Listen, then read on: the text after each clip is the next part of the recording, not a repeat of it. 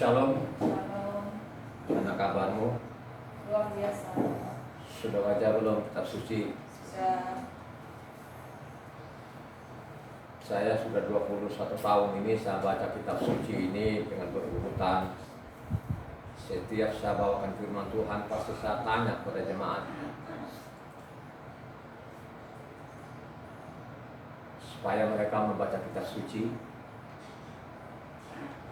supaya mereka memiliki pemahaman isi kitab suci. Itu yang paling penting di dalam kebenaran. Tanpa pemahaman kitab suci maka sia-sialah datang orang itu di tempat ibadah.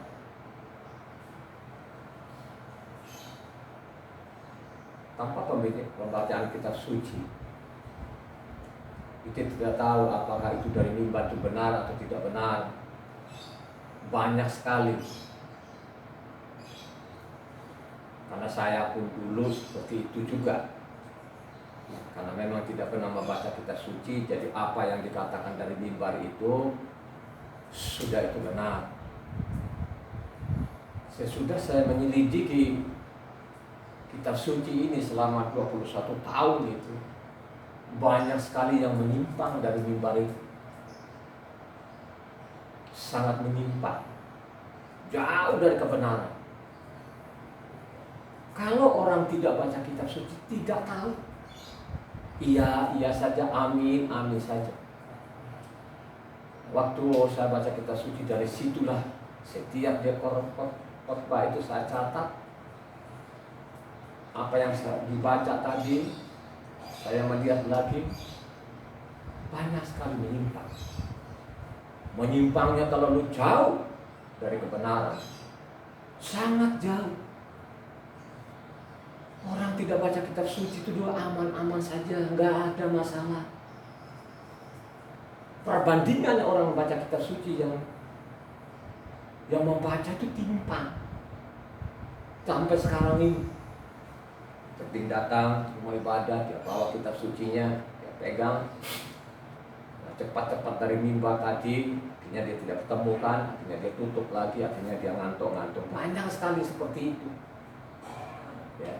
Lihat aja pada waktu sharing, ya, waktu sharing itu orang untuk Kristen yang lama, pada waktu sharing itu ketahuan itu orangnya, dia punya pemahaman atau tidak.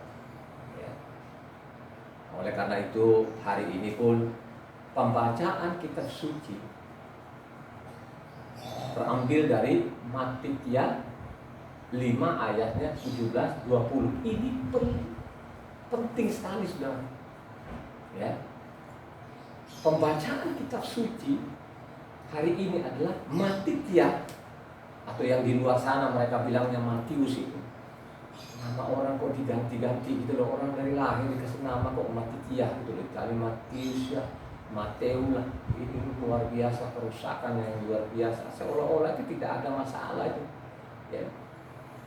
Mimbar-mimbar ini mereka berkali diri dengan pendidikannya, katanya dia pendidikan ke luar negeri lah, akhirnya dia tidak tahu lagi apakah ini benar, tidak benar. Nama-nama diganti. Matius 5 ayatnya 17-20. Tolong dibaca lagi ya. Agak keras. Yeshua dan hukum Torah.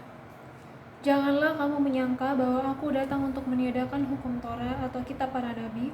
Aku datang bukan untuk meniadakannya, melainkan untuk menggenapinya. Karena aku berkata kepadamu, sesungguhnya selama belum lenyap langit dan bumi ini, satu iota atau satu titik pun tidak akan ditiadakan dari hukum Torah sebelum semuanya terjadi. Karena itu, siapa yang meniadakan salah satu perintah hukum Torah, sekalipun yang paling kecil, dan mengajarkannya demikian kepada orang lain, ia akan menduduki tempat yang paling rendah di dalam kerajaan sorga. Tetapi siapa yang melakukan dan mengajarkan segala perintah-perintah hukum Torah, ia akan menduduki tempat yang tinggi di dalam kerajaan sorga. Maka aku berkata kepadamu, jika hidup keagamaanmu tidak lebih benar daripada hidup keagamaan ahli-ahli Torah dan orang-orang Farisi, sesungguhnya kamu tidak akan masuk ke dalam kerajaan sorga. Bayangkan saja, jangan kamu menyangka, saya datang di bumi ini, saya menyamar jadi manusia untuk meniadakan Taurat. Jangan menyangka saya mau meniadakan Taurat. Ini perkataannya Tuhan sendiri. Ya. Ini perkataan Yahweh penyelamat sendiri. Bukan dia rasul-rasulnya. Ini perkataan sendiri. Jangan menyangka aku datang ini untuk meniadakan Taurat.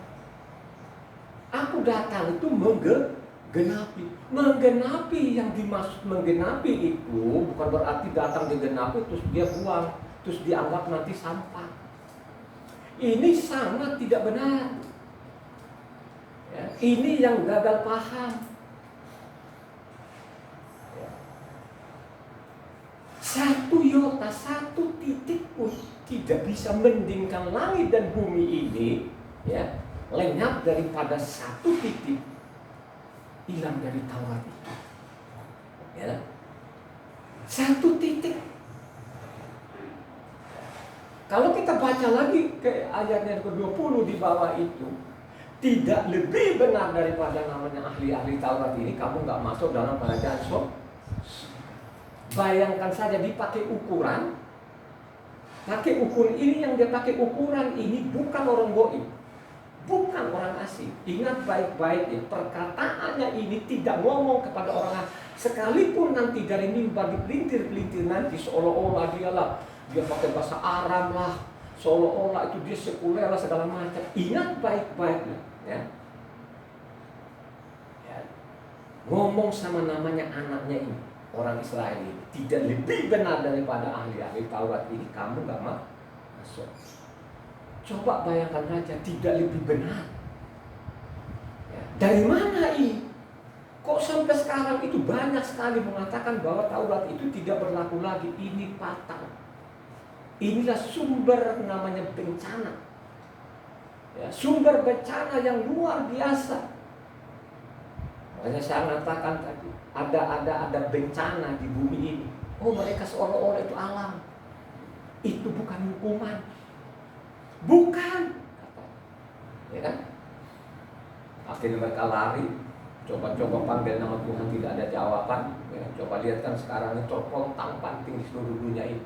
Begitu biayanya besar sekali untuk mempertahankan nyawa ini, untuk melanjutkan nyawanya, tapi banyak juga kok korban. You know? Covid sekarang kan bersebelahan, Islam di sini, Kristen di sini, itu banyak sekali orang mati. You know? Karena itu tadi Taurat itu sudah tidak berlaku lagi, Taurat itu sudah usang, Taurat itu sebagai sampah. Itulah yang ada dalam otak mereka yang dari mimbar ini, penyimpangan yang luar biasa. Tapi ingat baik-baik ya, kata Yesaya ini, nubuatan Yesaya ini ya, coba baca Yesaya. Yesaya 24 ayatnya 5. Ini Taurat, saudara. Bumi cemar karena penduduknya, sebab mereka melanggar undang-undang, mengubah ketetapan, dan mengingkari perjanjian abadi. Ulang lagi. Keras. Bumi cemar karena penduduknya, sebab mereka melanggar undang-undang, mengubah ketetapan, dan mengingkari perjanjian abadi. Mengubah ketetapan, diubah ketetapan. Bayangkan saja sekarang diubah ketetapan.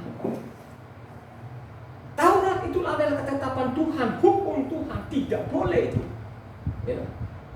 Itu namanya kekal. Taurat itu tidak bisa dirubah, itu namanya kekal. Baca coba satu orang. Mazmur 105 ayatnya 8-10. Cepat. Gimana? Ingat baik-baik Yesaya tadi, nubuatan saya ini cemar mereka. 8-10. Cepat.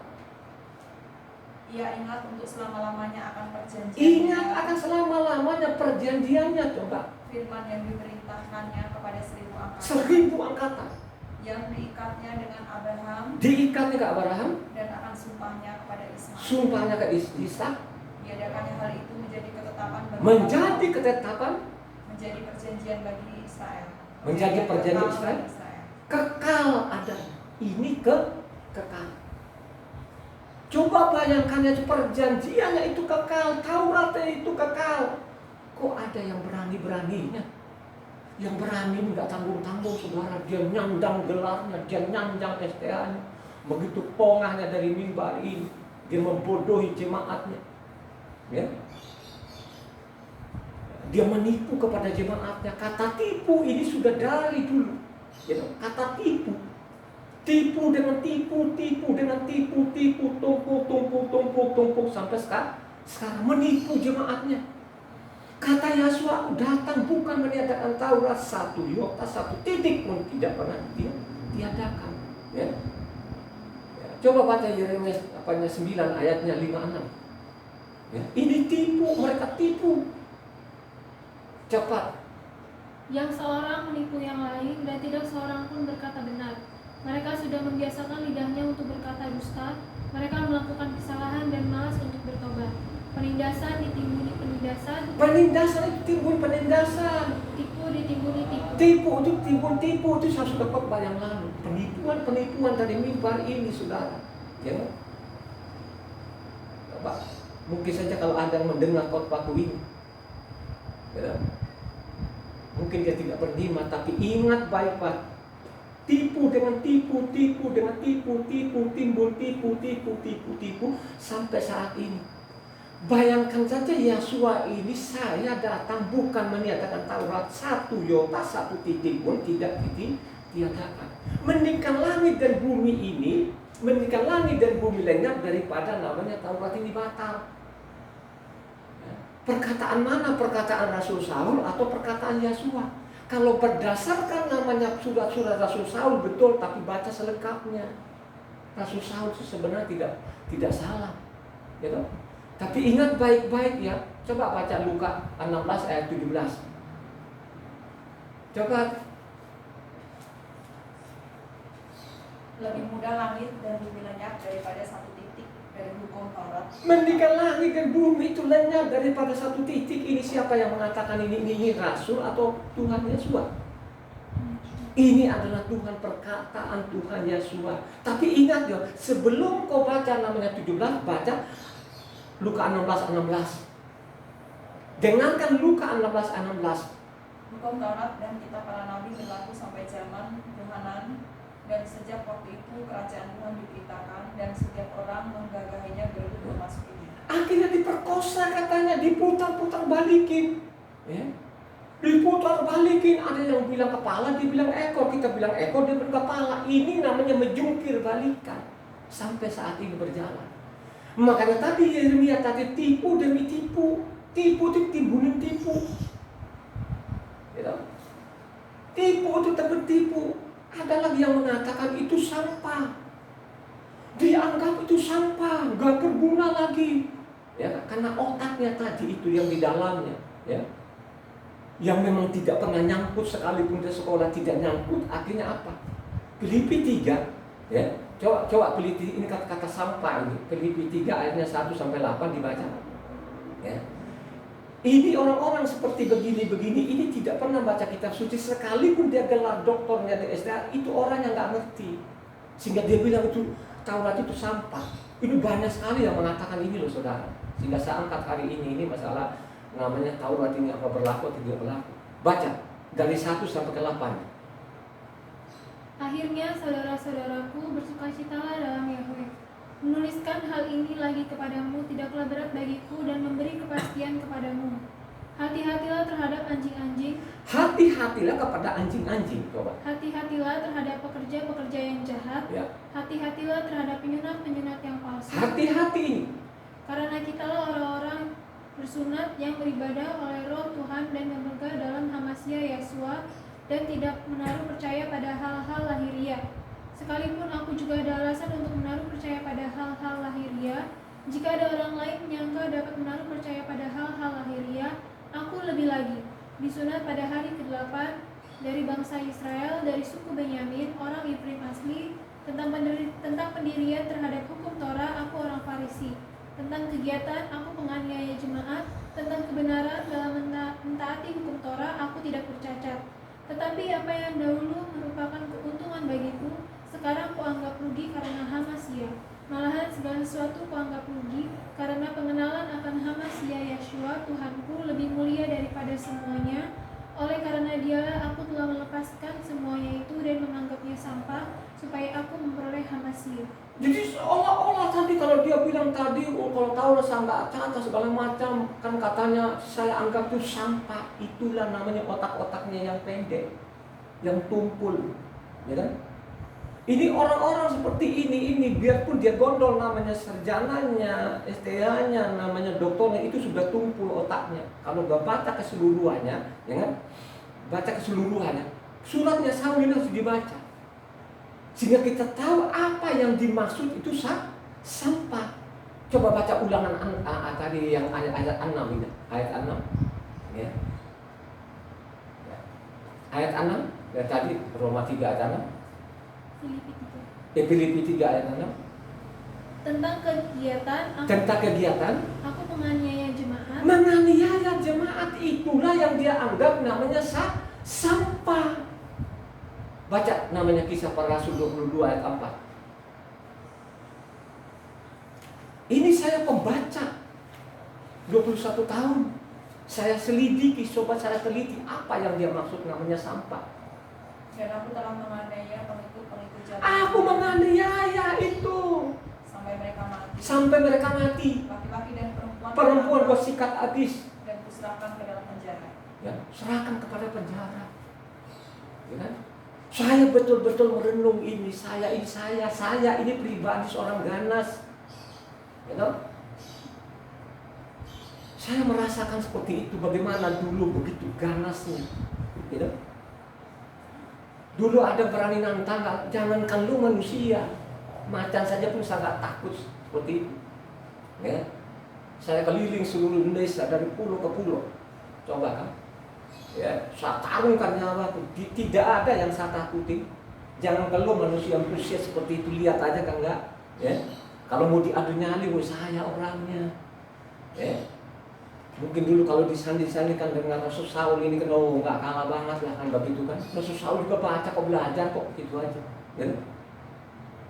Bagaimana saya pelajari namanya ilmu-ilmu sekuler dulu itu seluruh Indonesia saja baca. Siapa orang yang berkilo-kilo ribuan kilometer itu sendirian masuk hutan, keluar hutan, daerah macan terobos terus. Ya. Makanya mereka katakan ini manusia bukan manusia lagi. Ya. Dianggap saya ini, waduh sudah gak ada lagi dah syarat apanya, takut ini orang udah gak ada lagi. Dianggap saya seperti itu dulu. Gitu? Coba kalau dulu ada geretak begitu, lu bergerak ngotot. Ya kan? Kalau saya nggak pukul sekali, kalau nggak mati itu banyak orang di jalan saya pukul sekali langsung tidur itu. Ya.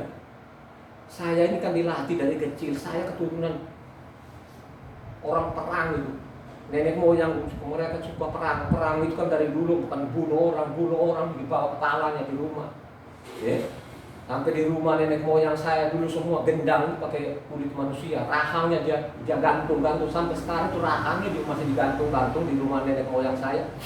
Hanya tengkoraknya dulu dan orang tua saya kan baru dikubur ditaruh di depan rumah sana. Ya. Saya ini pengganas, ya. Makanya saya lihat saya baca di YouTube itu kan ada namanya Yahya Wadoni, mantan pendeta juga. Dia nantang, lu nantang. Yang cacingan, mungkin dia jalan saja udah bengkok. Coba kalau nantang seperti saya ini, ya, kita bikin ring di atas itu sampai mati, berani gak dia? Namanya Wayalon itu nggak usah 2 kali saya pukul dia mati di tempat itu. Ya. Keluarga pun orang ganas semua, dan kakak-kakak pun ganas terkenal sekali di sana itu kakak-kakak sekali pukul itu mati di tempat.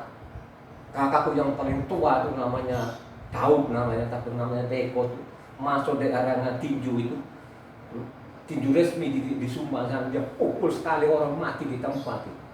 Ya. Saya seperti itu, paling tidak sekarang 50% itu hilang, 50% masih ada. Ya. Ya, masih ada, saya jujur saja, itu kan karakter keturunan seperti itu, tidak mungkin saya hilang, betul-betul hilang. Mungkin Rasul Saul bisa hilang, ya. Kita lihat kan Rasul Saul dilempari batu dan lain sebagainya, dia diam aja sampai dilempari batu tuh, ya. Saya luar biasa, tapi kalau saya masih 50%, ya. Itulah yang dimaksud, itulah yang dianggap itu sampah, bukan namanya Taurat. Tidak pernah, ya. Ini yang otak-otaknya yang pendek. Makanya dia bilang tadi hati-hati anjing. Anjing itu maksudnya apa? Ya. Coba ayatnya hati-hati kepada anjing. Coba Ina baca lagi tadi. Hati-hati kepada anjing. Anjing ini kenapa diambil kata anjing ini? Hati-hatilah terhadap anjing-anjing. Hati-hatilah kepada anjing-anjing. Kenapa anjing-anjing sampai di situ saja. Anjing-anjing ini kalau isi kitab di dalam kitab suci, anjing itu kembali kepada muntahnya, babi kepada kubangan. Ini orang ini tidak keluar di situ saja, dia putar saja dosa dan dosa, tipu dengan tipu. Itu yang dimaksud. Ya, kata anjing ini ya sudah ada sebelumnya. Ya kan? Coba baca Amsal 26 ayat 11.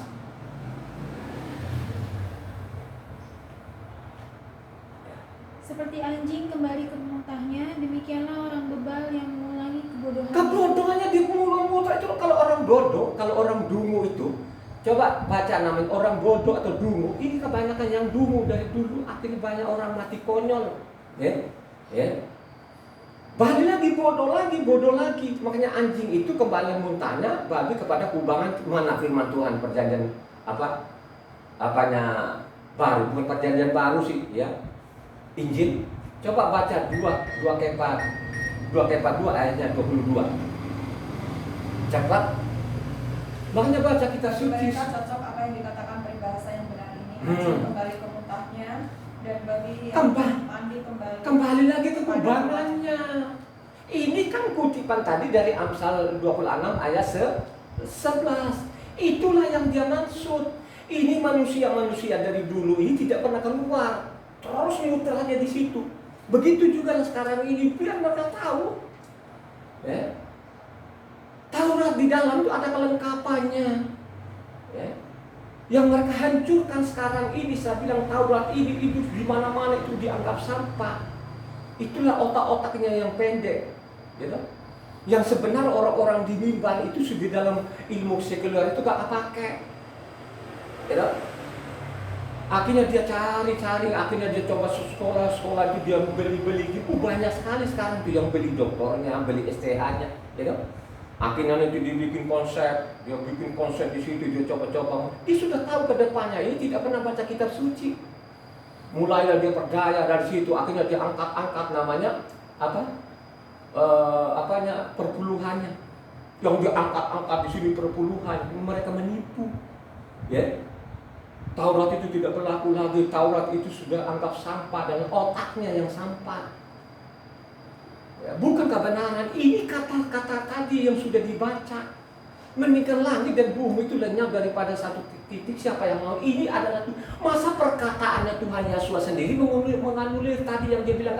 Coba baca 2 Tawarik 16 ayatnya 7-18. Cepat baca yang keras supaya orang mendengar. Ya? Siapapun yang mendengar nanti supaya orang ini betul-betul dia baca itu kitab sucinya. Apakah saya ngarang-ngarang atau seperti itu? Coba cepetan 1 Tawarik 16 ayatnya 7-18.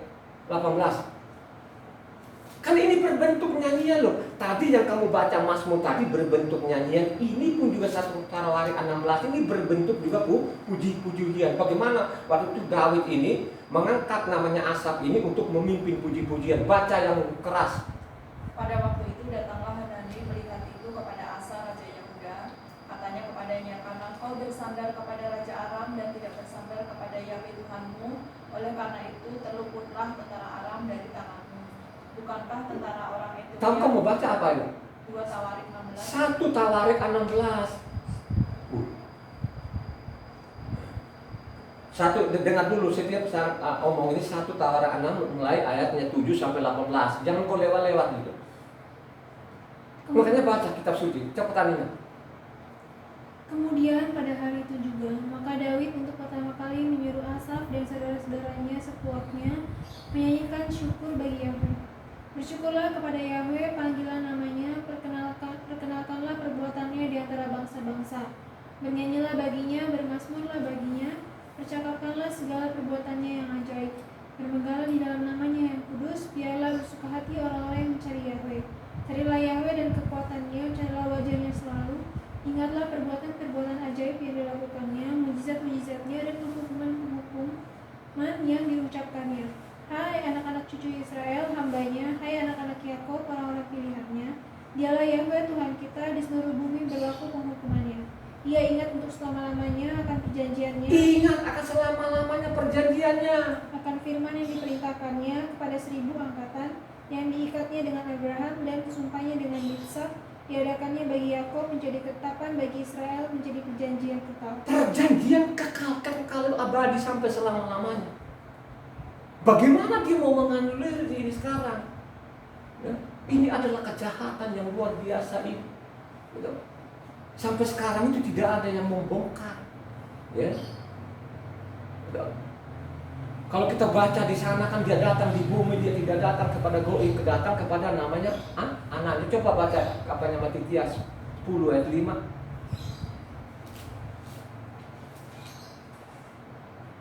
Ke-12 murid yang diutus oleh Yosua, dan dia berpesan kepada mereka, janganlah kamu menyimpang ke bangsa lain atau masuk ke dalam kota orang Samaria, melainkan pergilah kepada domba-domba yang hilang dari umat Israel. Pergilah ke domba-domba. Dia datang di sini, dia tidak datang ke goim. Goim sekarang kan jahatnya luar biasa. Mereka robak undang-undangnya ini. Ya. Ya. Dia datang di sini, dia cari domba-dombanya. Ya. Sekalipun mereka ini kan dengan jubahnya di sini, dengan dasinya, wah mereka menggebu-gebu untuk menipu orang supaya perpuluhan mengalir. Karena mereka itu kan cari isi perutnya, bukan kebenaran yang mereka taburkan dari mimbar itu. Gitu? Kejahatan-kejahatan, makanya dari dulu itu kan mereka kalau khotbah dari sini ini itu biasanya ambil Maliaki. Ya.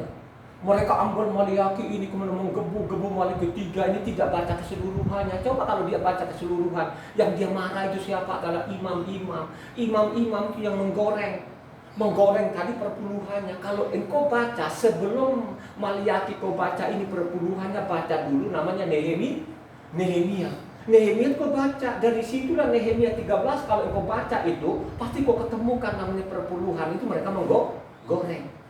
Ya, mereka tidak sampaikan lagi ya, kepada orang-orang Lewi ini yang melayani di bait suci. Akhirnya mereka tinggalkan nama bait suci, akhirnya ke kebun-kebun mereka, ke ladang mereka. Akhirnya datang lagi Nehemia ini, baru dikembalikan lagi. Itu yang marah-marah di sana Maliaki. Tapi begitu liciknya mereka kan tahu itu kan namanya jemaat yang di depan sekalipun ribuan di depan itu tahu itu hanya haleluya, amin, amin, nggak tahu. Paling ditipu.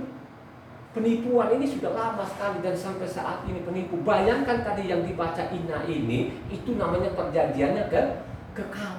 Ya. Tapi saya tidak tahu apakah itu nubuatannya benar-benar apa. Saya kira itu nubuatannya apa melalui puji-pujian benar terjadi. Ya, kalau engkau baca namanya Mazmur 147, ya, 19-20 cepat. Saya tidak akan karena saya pembaca ini 21 tahun. Sudah 136 kali, mau masuk 137 kali sekarang ini. Ia memberitakan firman-Nya kepada Yakub, Beritakan firman itu kepada Yakub, ketetapan-ketetapannya dan hukum-hukumnya hukum-hukumnya kepada Israel. Ia tidak berbuat demikian kepada Tidak segala berbuat bangsa, demikian. dan hukum-hukumnya tidak mereka kenal. Tidak mereka kenal, tidak demikian ke bangsa-bangsa lain mereka tidak mengenal. Tidak mengenal. Ini sudah nubuatan melalui pujian, ini tidak bisa lagi dianulir. Hukumnya mereka tidak kenal, itu orang asing tidak mengenal. Benar loh sampai sekarang hukum dibelokin. Disuruh Sabat dia bilang Minggu, disuruh namanya Natal dia bilang Pondok Daun dia bilang Natal. Ya. Nah, kalau ditanya yang jemaat yang Natal itu tanggal 25 dia pakai otaknya sendiri. Yang nanti yang dia suruh dia cari dulu orang yang terkenal di Indonesia ini. Mulai dari terkenal ini dia coba-coba cari sendiri kan begitu kan. Coba. Akhirnya semua, oh itu benar kan yang ngomong yang terkenal. Ingat baik-baik, engkau baca namanya Matitia 23 di sana. Celakalah kamu ahli-ahli Taurat, celakalah kamu yang pembuat kejahatan ini. Dan dia ngomong siapa? Ya. Kenapa begitu jahatnya? Coba kalau kamu baca aminnya tadi Matitia 10 ayat 8.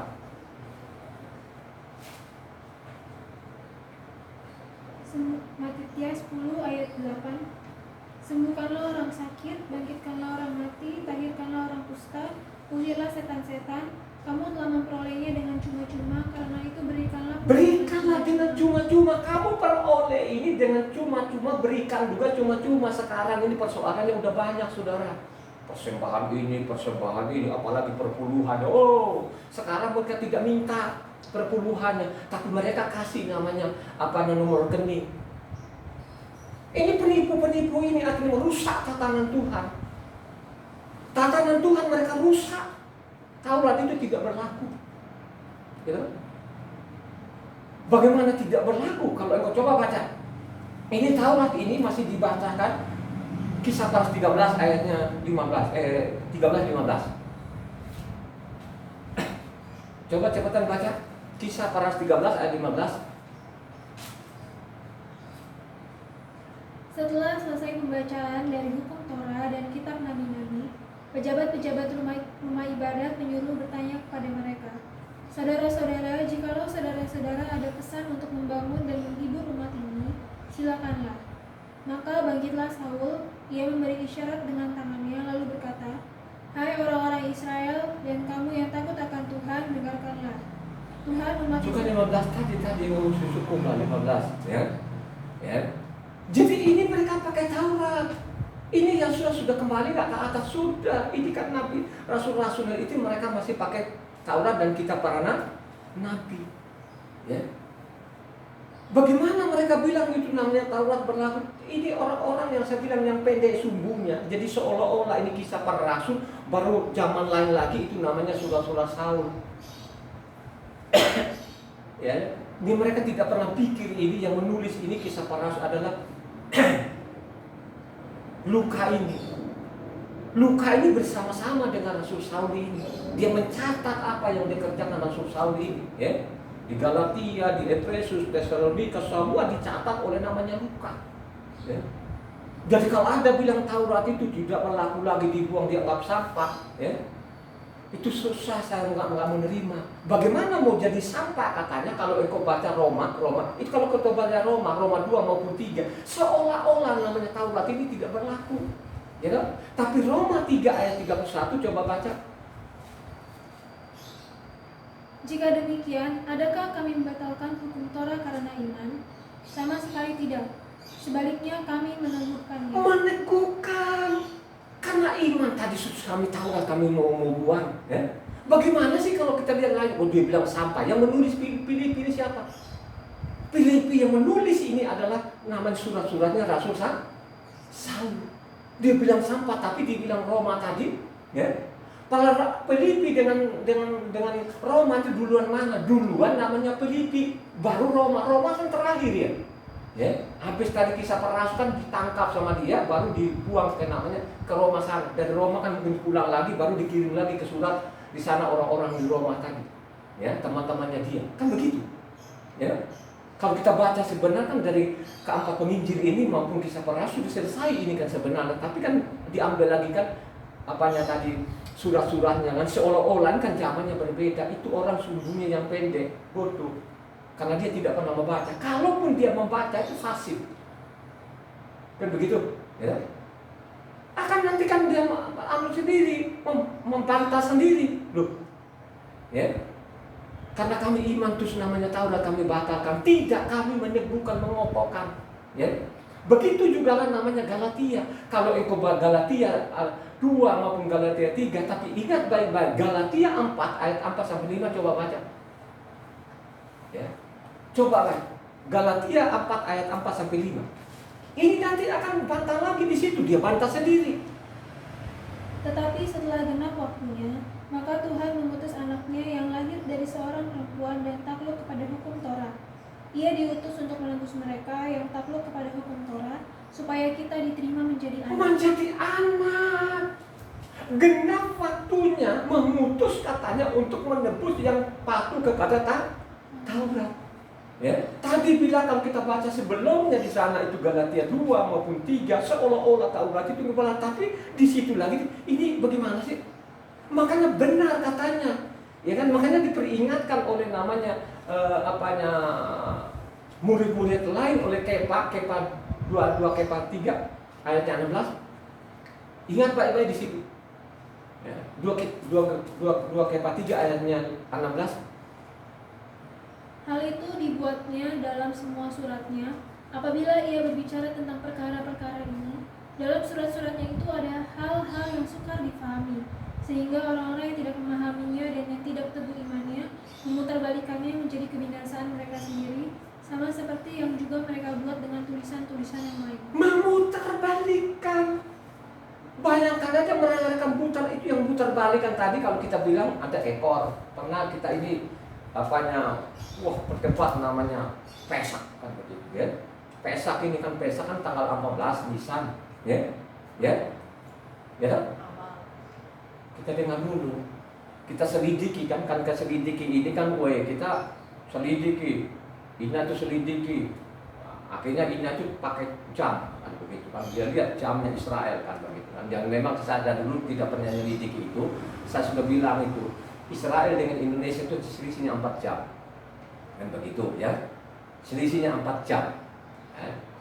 Jadi selisihnya 4 jam. Kalau misalnya Sabtunya di sini, sana juga Sabtu, tapi kita Sabtu duluan kan begitu. Contoh, kalau misalnya sekarang ya, di sini misalnya kita sini kan jam 9.18. Nah, di Yerusalem sekarang jam 5 pagi. Ya, jadi 5 pagi ya. Jadi di Yerusalem sekarang 5 karena kita kan selisihnya 4 jam. Ini ada tulisan di sini ya. Jadi pada waktu kita selidiki ini tanggal 14 yang di mana itu ternyata tanggal 14 ini ada di hari Sabtu ya. Jadi pas kemarin itu Pesak, waktu diselidiki lalu jamnya. Jadi setiap negara itu ada jamnya gitu. Dia kan jalan jamnya. Jam itu jalan ada juga tanggalnya. Kan begitu kan? Coba kan. Pada waktu namanya merayakan, kita ini kan bilangnya hari Sabtu itu kan ada awalnya dan ada